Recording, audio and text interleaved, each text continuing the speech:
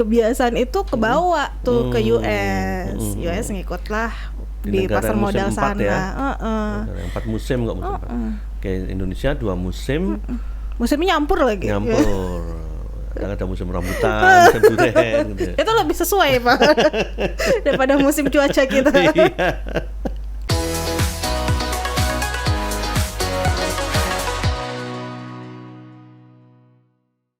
Halo Lead People dan Fun People, apa kabar semua? Jumpa lagi kita di Liquid, ngobrolin lika-liku investasi dan reksadana. Nah, Lead People dan Fun People, di pasar modal ini ada beberapa fenomena yang sering terjadi di awal-awal tahun, akhir tahun dan awal tahun. Misalnya Santa Claus Rally, January Effect, dan di bulan Mei ini ada fenomena yang sering terjadi di pasar finansial atau pasar modal, yaitu yang dikenal dengan istilah sell in May and go away. Nah, fenomena ini konon berasal dari benua Eropa, dan ketika di mana investor cenderung pasang aksi jual di bulan Mei dan kemudian beli asetnya lagi di bulan September atau Oktober. Sekarang pertanyaannya, di saat gonjang-ganjing pasar saham sekarang ini, suku bunga lagi naik, apakah fenomena ini juga terjadi dan berdampak untuk pasar modal kita?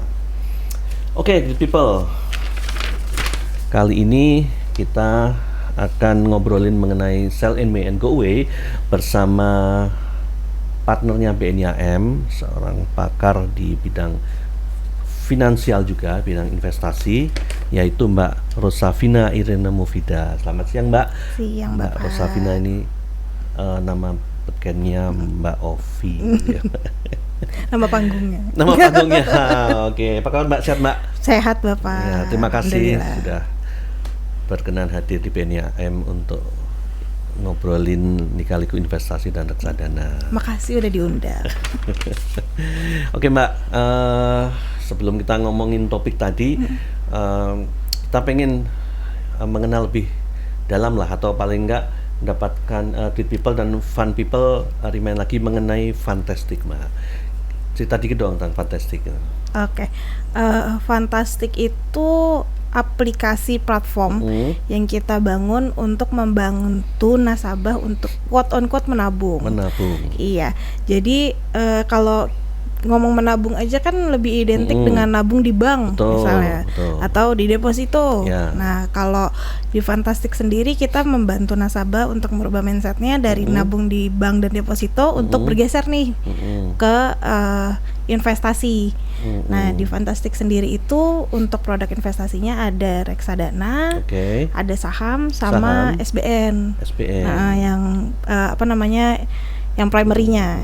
Nah, jadi nggak selalu menabung itu di tabungan, nggak selalu nabung itu di deposito. Jadi nabung itu bisa kok di tempat lain gitu, di investasi instrumen yang lain. Instrumen investasi reksadana, saham, dan SBN, emas juga. Oh, emas juga. Nah, ini keren. Lead People dan Fun People semuanya. Jadi di Fantastic ini nggak cuman menabung di pasar finansial, tapi juga ada yang di sektor komoditas, yaitu emas. Nah, boleh cerita dikit nggak nih Mas Mbak? Maksudnya ini nggak ada fisiknya atau ada fisiknya sih? Kalau di kami sebenarnya digital, tapi kalau nasabah mau dicetak itu bisa. Menarik sekali nih. Jadi misalnya saya udah ngumpulin lama secara digital tuh, suatu saat saya pengen lihat wujudnya, bisa? Bisa. Nanti bisa dikirim. Wah, bisa keren. Request di aplikasinya mau dicetak. Oke.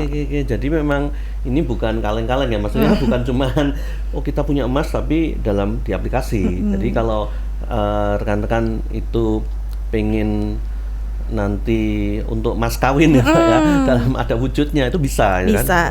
Kan? Tapi kan digital itu kita ngebantu, kayak kadang kita naruh emas di rumah kan kurang secure, atau mungkin takut kalau kita keluar kota lama atau mudik terus rumahnya ditinggal, atau mungkin rumahnya ditinggal dengan ART-nya atau kayak gimana, kan kita nggak tahu ya. Dan itu kan kurang secure sebenarnya untuk nyimpen barang berharga di rumah. Jadi ya kita fasilitasi dengan digitalnya. Oke. Ya, ini keren sekali. Nah, ini Mbak kembali ke menabung tadi. Tadi menabung ini mekanismenya gimana Mbak? Kan kalau di bank kan saya taruh di giro, deposito, tabungan gitu. Kalau di sini kita taruhnya di reksadana. Reksadana yang mana? Sebenarnya kita tuh ada sistem namanya auto DCA. Auto DCA. Auto DCA itu auto dollar cost averaging. Iya, jadi nasabahnya cukup masukin ke reksadana pasar uang, nanti akan di switch ke di DCA ke produk reksadana saham, atau mungkin mau ke reksadana pendapatan tetap atau campuran. Oh, jadi pasar uang ke reksadana jenis lain. Tapi kalau ke instrumen lain kayak ke saham atau SBN bisa nggak? Masih belum. Oh, belum. Karena dari sistemnya memang terpisahkan ya. Jadi yang bisa untuk menabung ini di reksadana ya? Iya. Ya misalnya Bapak punya BNI Liquid, reksadana dana liquid, itu kan pasar uang. Nah, misalnya mau di switch ke IDX 30 setiap minggu, misalnya Bapak udah ada nih di sini 100 juta nih. Nah, itu nanti bisa di-set, Pak. Bapak sebulan mau berapa, mau di-switch berapa kali. Itu nanti udah otomatis. Jadi Bapak tutup mata aja. Dan kita bisa berubah nggak, bisa sekarang saya 1 kali, tapi lama-lama ini asik juga ya. Kalau sebulan 2 kali itu bisa? Bisa. Oke. Tapi reksadana ke reksadana lain gitu ya? Reksadana. Oke, nah nanti kalau kita mau redeem bisa nggak itu? Bisa. Redeem karena emang nggak ada holdnya. Iya. Oh, bisa? Bisa. Cuma balik lagi, kita ngebangun mindset nasabah tuh supaya bukan di trading. Jadi memang itu untuk long term, karena kalau untuk reksadana saham untuk short term kurang berasa. Ya. Minimal berapa lama nih, Pak? Kita nggak ada patokannya sih ya berapa lama. I mean kayak mau langsung redeem juga bisa sebenarnya. Cuman kalau mau ngelihat lebih efektif, seenggaknya 5-10 tahun. 5-10 tahun. Nah, jadi ini cocok sekali buat trade people dan fun people semua yang mungkin first jobber gitu ya, atau passive investor atau yang punya cita-cita yang masih panjang gitu ya. Oke. Ya, kemudian ini memang nggak ada paketnya ya, maksudnya ini paket 5 tahun 10 tahun itu nggak ada ya? Nanti nasabah bisa setup sendiri, Pak. Oke, maksudnya saya pengen 5 tahun nabungnya sebulan berapa kali gitu bisa nggak? Atau cukup di situ formnya saya mau dipotong atau mau nabung sebulan 2 kali nominal berapa gitu? Bisa disesuaikan, nanti saat udah berjalan juga mau dirubah itu juga bisa. Oke.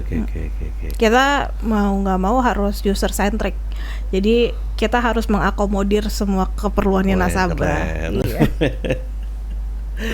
Oke, Mbak Ovi, wah keren sekali. Jadi rekan-rekan great people dan fun people semuanya, ingat ya, menabung itu sejak sekarang ya. Iya.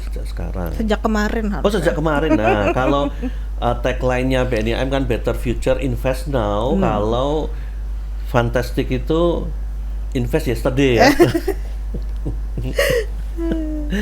Oke, Mbak Ovi dan great people dan fun people semuanya, kita lanjut yuk ngomongin mengenai sell in May and go away ya. Nah, Mbak boleh cerita dikit nggak sih apa sih yang sejatinya disebut sell in May and go away itu, Mbak? Oke, sell in May, sell in May and go away itu kan sebenarnya saying lah ya. Pepatah di awalnya dari UK, dari London, untuk investor, untuk banker, untuk money maker lah di sana. Itu untuk udah jual aja sahamnya selama summer, go on summer vacation, lupain deh punya portofolio apa kayak gimana, nggak usah mikir. Terus nanti balik lagi nih late autumn, sekitar Oktober, September, Oktober, masuk lagi ke pasar supaya pas summer vacation mereka nggak perlu mikirin apa-apa. Oh gitu. Makanya saya kenapa kok nggak sell on June, on July itu karena udah telat summer ya. Telat ya. Summer itu mulainya sih seputar Mei gitu ya. Oke, tinggal liburan, nggak usah mikir kerjaan, nggak usah mikir investasi yang sahamnya naik turun gitu ya. Iya. Udah nggak usah panik. Udah tenang, udah lagi liburan. Oh itu, ya. Kalau diterapkan di Indonesia bisa nggak sih? Indonesia summer mulu Pak. Summer mulu. Kadang-kadang Mei hujan, kadang-kadang Mei panas sampai akhir tahun. Iya. Dan kebiasaan itu kebawa tuh ke US. US ngikutlah di pasar modal sana. Ya? 4 musim kok musim 4. Oke, Indonesia 2 musim. Musimnya nyampur lagi. Nyampur. Ada musim rambutan, musim durian gitu. Itu lebih sesuai, Pak.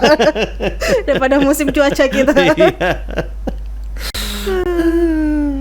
Kalau menurut analisa kita sih untuk sell in May and go away di Indonesia kurang efektif. Karena melihat IHSG kita juga nggak terlalu terguncang kok di bulan-bulan itu. Masih stabil. Jadi memang nggak semua fenomena yang ada di luar itu akan berdampak di Indonesia secara langsung gitu ya. Karena memang kalau kita lihat tadi kalau basicnya pada cuaca kita juga nggak sama. Musim liburan kita tergantung biasanya libur anak sekolah, libur nanti Idul Fitri, nanti Natal gitu kan, nggak ada hubungannya dengan summer vacation nggak ada di sini kan. Kalau di sana kan ada summer vacation kan, di sini. Summer terus, Pak. Summer terus, tergantung itu tadi ya. Kalau di sana itu lalu yang terdampak selain saham apa, Mbak? Reksadana gitu atau obligasi terdampak nggak ya? Kalau di sana yang pasti berdampak besar sih di saham. Karena kalau untuk obligasi kan pasti berpengaruh dengan suku bunga kan, bukan dengan trading di market.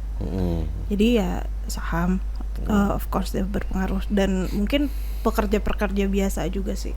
Oke. Nah sekarang mungkin kita aplikasikan ya pura-puranya andai kata ini juga terjadi di Indonesia gitu ya. Dan ini tadi kan kenanya di saham. Berarti yang akan terdampak nanti juga reksadana yang basisnya saham gitu ya? Atau gimana? Kalau di Indonesia sendiri sebenarnya lebih sentriknya ke sektor. Bukan ke siklusnya. Jadi dan balik lagi kalau reksadana itu kan ada MI yang mengelola. Jadi MI juga pasti punya triknya masing-masing. Ada yang mereka agresif, ada yang konservatif untuk penanganan reksadananya, pengembangannya. Ada juga reksadana yang tipenya beda-beda. Ada yang menyesuaikan indeks, ada yang berdasarkan sektor, ada yang menyesuaikan indeks tertentu kan. Jadi sebenarnya emang nggak bisa ditentuin kalau ada siklus ini, siklus A, siklus B itu bakal ngefek ke semuanya gitu. Kecuali memang sektornya mungkin ya. Iya. Great people dan fun people. Jadi seperti disampaikan Mbak Ovi tadi bahwa kalaupun ada pergolakan saham di sini itu untuk reksadana tetap ada MI, manajer investasi, fund manager yang mengelolanya ya.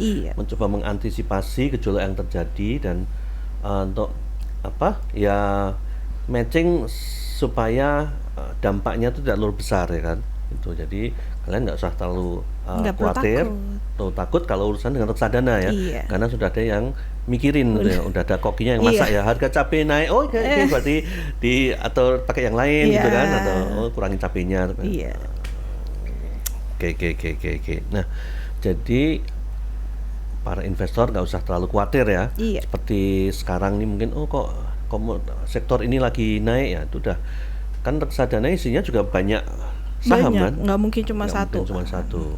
Sehingga si fund manager pasti akan melakukan rebalancing adjusting untuk itu. Misalnya nih Mbak, di luar sana itu di Amerika lalu pas mereka liburan summer tuh ada FOMC meeting yang membuat suku bunganya tuh berubah, itu ngefek gak ya Mbak? Pada liburan semua nih, sudah dijual semua, tiba-tiba suku bunga turun gitu. Nah itu kan biasanya kalau suku bunga turun kaitannya berarti korporat ini baguslah, utangnya lebih murah gitu kan, sehingga biasanya saham-saham pada naik itu. Padahal kita tinggal pergi tuh, lu gimana ya? Ya kalau zaman dulu kan akses market susah ya. Kalau sekarang pasti lebih bukan otomatis sih. Pasti dari device-nya mereka masing-masing juga bisa akses kan sekarang.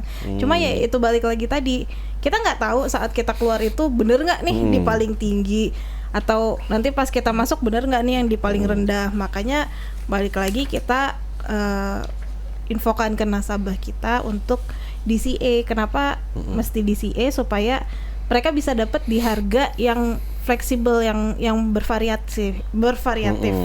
Jadi bisa jadi dia dapat di rendah, bisa jadi dia dapat di tinggi. Tapi kita nggak tahu in the future kayak gimana. Siapa tahu yang tinggi sekarang di kedepannya ternyata itu masih nilai rendah gitu loh. Betul.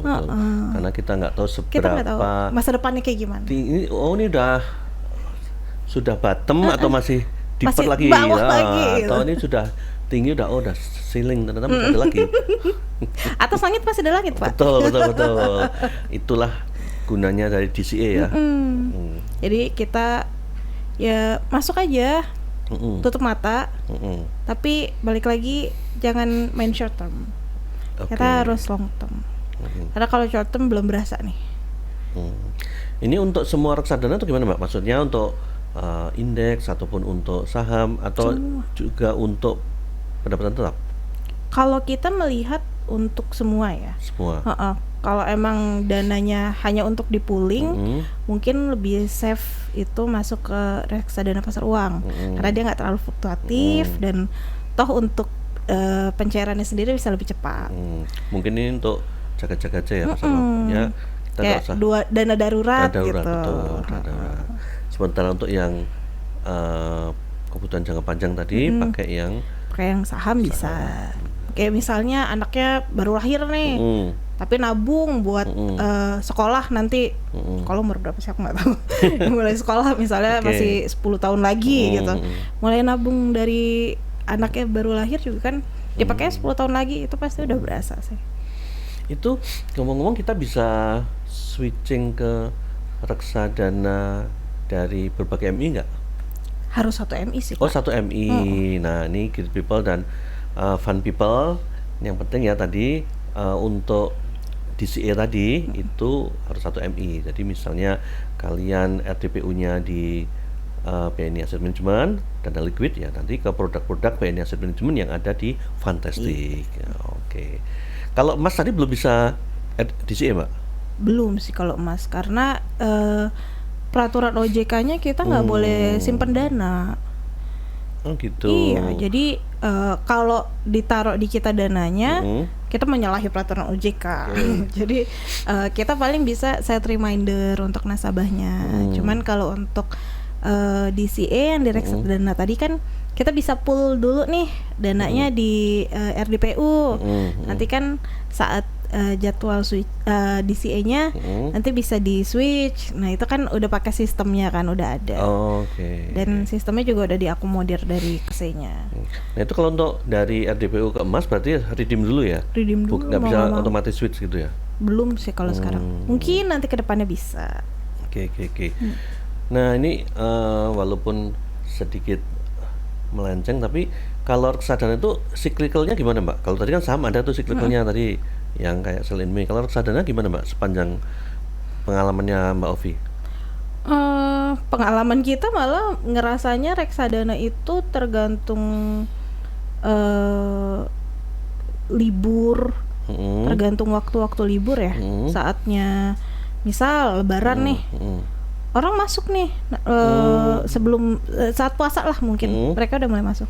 Tapi nanti abis Lebaran mungkin somehow THR abis, duit habis, pada redeem rame. Ya kayak gitu sih. Tapi untuk cycle yang tetapnya ngelihat di reksadana sih nggak ada sih, Pak. Nggak ya. Karena stabil sih sebenarnya. Ya rekan-rekan, jadi seperti disampaikan Mbak Ovi tadi, reksadana itu cenderung relatif stabil, jadi tidak terlalu ngikutin siklus fluktuatif. Siklusnya tadi pada saat ada cuan dari THR atau bonus gitu ya, THR itu bonus masuk naik. Gitu. Karena orang nyisihin buat investasi. Pada saat Lebaran habis, ataupun liburan sekolah mungkin ya, libur Natal, redeem. Itu siklikalnya reksadana gitu ya. Jadi ya seperti siklikalnya tabungan lah ya. Saat ada duit naik, saat ada kebutuhan minus. Gitu sih, Pak. Ya, seru ya. Kalau ini tadi siklus tadi, kalau reksadana kayak Kalau kayak surat berharga kayak obligasi gitu ada siklusnya nggak? SBN. SBN siklusnya saat ya sebenarnya kalau SBN primary ya, karena aku taunya yang di primary kebetulan. Jadi pasti rame kalau suku bunganya agak tinggi.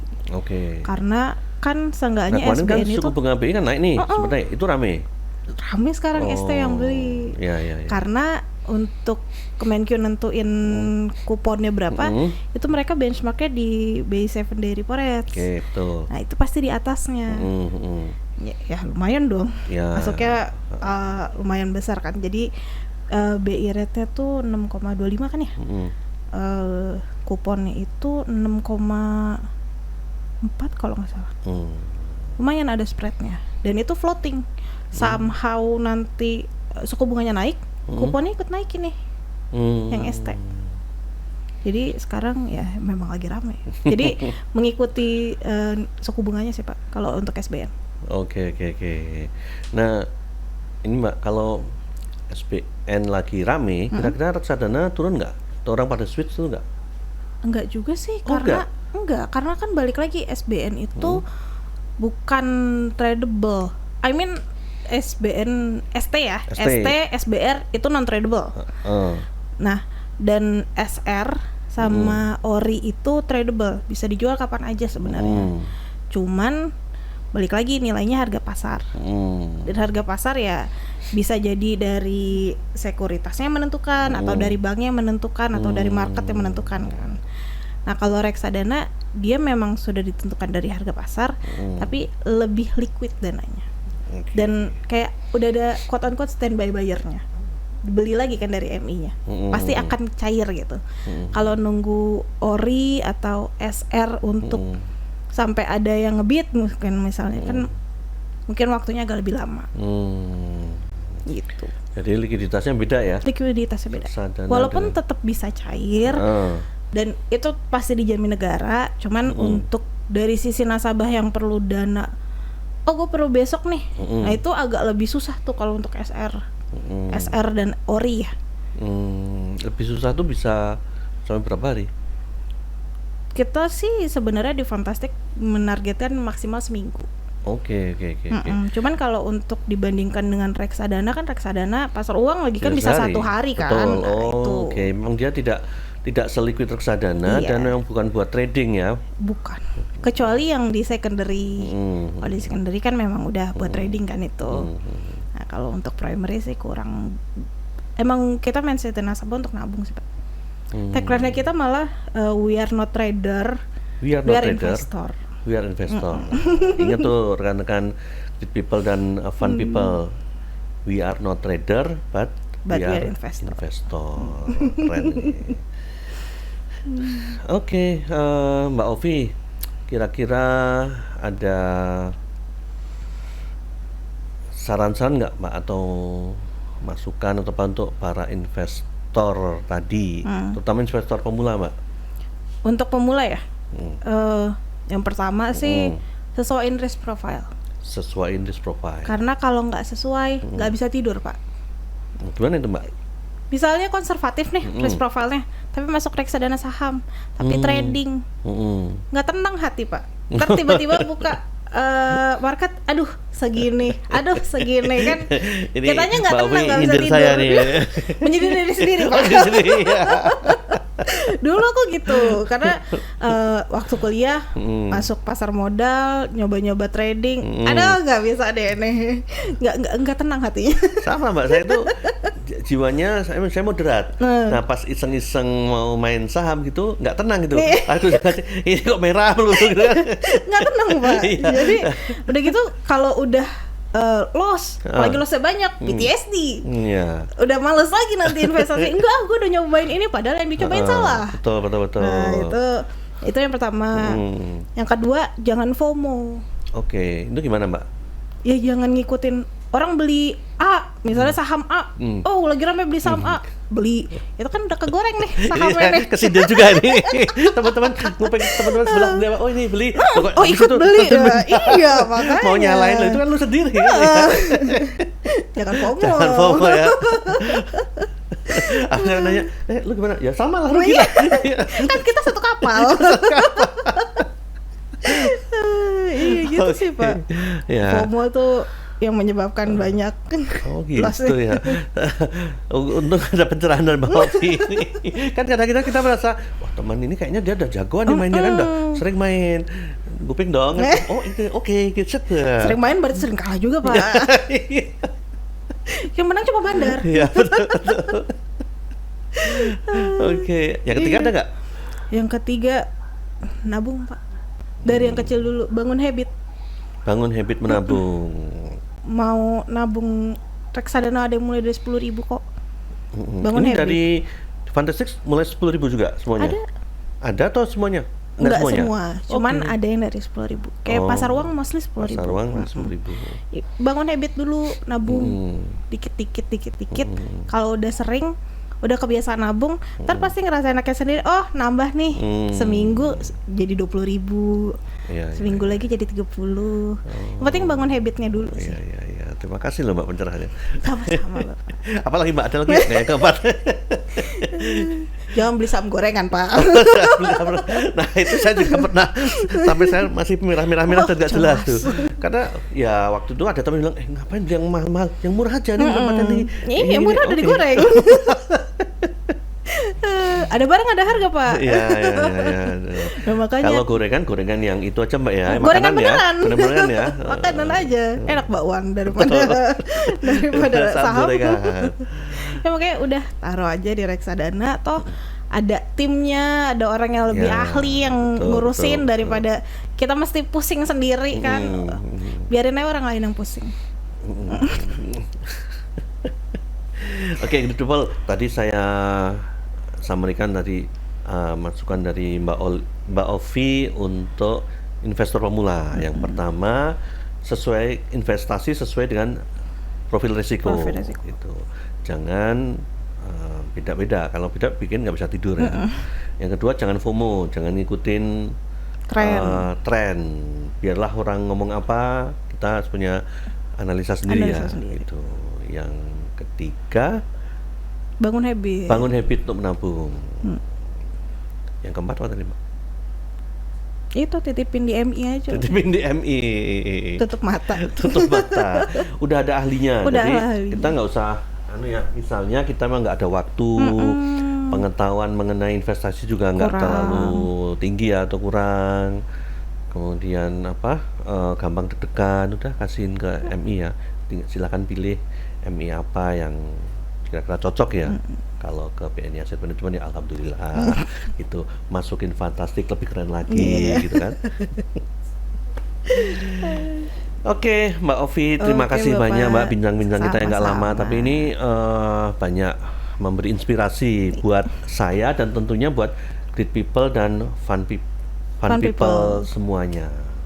Sampailah kita di penghujung acara bincang-bincang kita dengan Mbak Ovi di Liquid, ngobrolin lika-liku investasi dan reksadana. Jangan lupa follow Instagram BNI Asset Management di @bniassetmanagement dan Instagram Fantastic di fantastic.id.